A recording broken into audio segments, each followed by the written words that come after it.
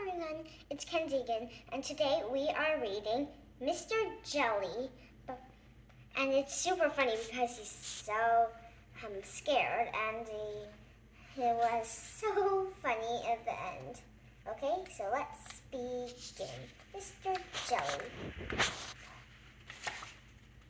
Poor Mr. Jelly was frightened of everything and anything. At the slightest little thing, he would quiver and tremble and shake and turn to jelly. So it's not really surprising to find that Mr. Jelly lives as far away from everybody as possible, in the middle of the wood, miles and miles from anywhere. This story begins one morning when Mr. Jelly was asleep. It was a beautiful autumn morning.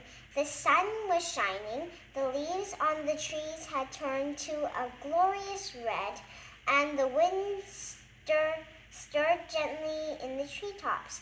A single leaf fell gently from the tree right outside Mr. Jelly's house and quietly brushed against his bedroom window as it fell.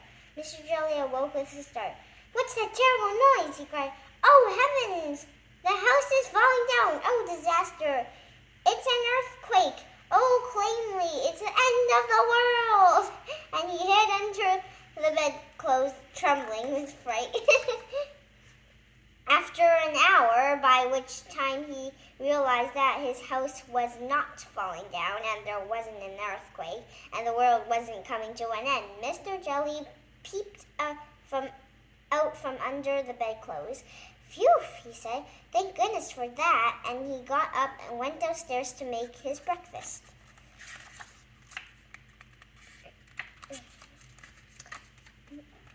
Mr. Jelly poured some cornflakes out of a packet into a bowl. Then he poured some milk onto the cornflakes, then went to the cupboard to get some sugar. Crackle, crackle went the cornflakes in the milk.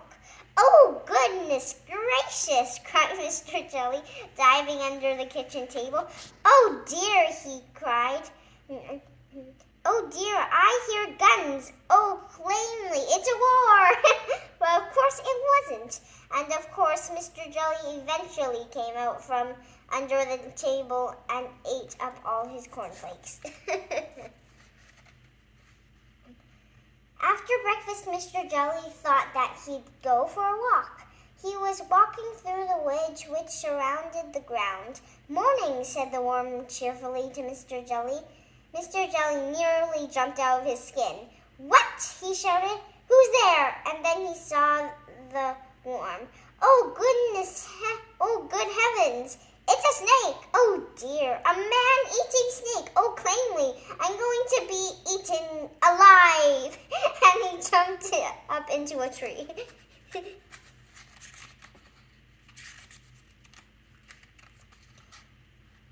"What a performance!" commented the worm, and went back into his hole. After an hour, Mr. Jelly felt brave enough to climb down from the tree and continue his walk. Eventually, he came out of the other side of the wood and into a field. Mr. Jelly glanced nervously around. It was an empty field, or was it? In the long grass, in the middle of the field, unseen by Mr. Jelly, there was a tramp enjoying a sleep in the autumn sunshine. Mr. Jelly picked his way cautiously through the grass. The tramp, fast asleep, snored. "What was that? What was that?" shrieked Mr. Jelly. "It's a lion! I heard a growl! Oh, goodness gracious! Oh, dear me! A lion!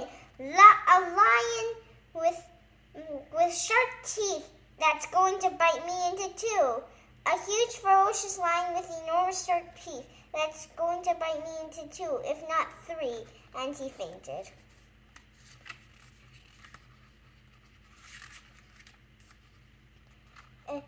All this commotion awakened the tramp, who yawned, stretched, sat up, and saw Mr. Jelly lying on the ground beside him. "Oh, dear," he said, for for he was a kindly tramp. Oh dear, and he picked up Mr. Jelly and placed him gently in the palm of his hand. Mr. Jelly came to and sat up, rubbing his eyes. Oh, and then he saw the tramp's face looking at him. Oh, disaster, he screamed. Oh, plainly, it's a giant, an ogre. Oh, gracious, he's going to have me for breakfast. My, said the tramp gently. You're a nervous little chap, aren't you? What's your name? Mr. Jelly? Stammered Mr. Jelly. I used to be that nervous like you, said the tramp, but I learned how not to be. Would you like me to tell you the secret? Mr. Jelly quivered and shook and said, yes, please. It's very simple, continued the tramp. All you have to do is count to 10 and you'll find that whatever is frightening you isn't quite so frightening after all. Then he sat Mr. Jelly gently down on the grass. Remember, he said to Mr. Jelly, count to 10, and off he went.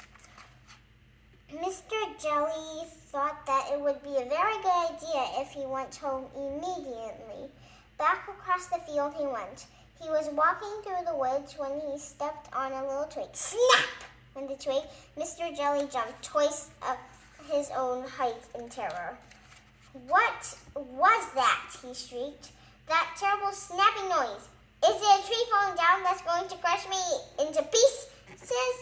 Oh, plainly, it's a crocodile hiding in the bushes, snapping its teeth. Oh, disaster, it's... And then he stopped. He took a deep breath. 1, 2, 3, 4, 5, 6, 7, 8, 9, 10, he said. And then he saw that what had gone snap was a twig. A silly old twig. Phew, he said. Mr. Jelly had almost reached his house when a leaf drifted gently down from a tree on top of him. Help! Police! Murderer! He screamed. I'm being kidnapped. Oh, claim me. It's Rufinus with guns. They're going to... And then he stopped. He took a deep breath and... 1, 2, 3, 4, 5, 6, 7, 8, 9. And then he saw that what had fallen on him was only a leaf. Nothing but a leaf. A stupid red leaf. It works, he said out loud in wonderment. And do you know it did work? After that moment, Mr. Jelly became a changed man. And, well, you can see that by looking at him. Can't you? And he never shrieks or shouts or screams or quivers or shakes or trembles anymore.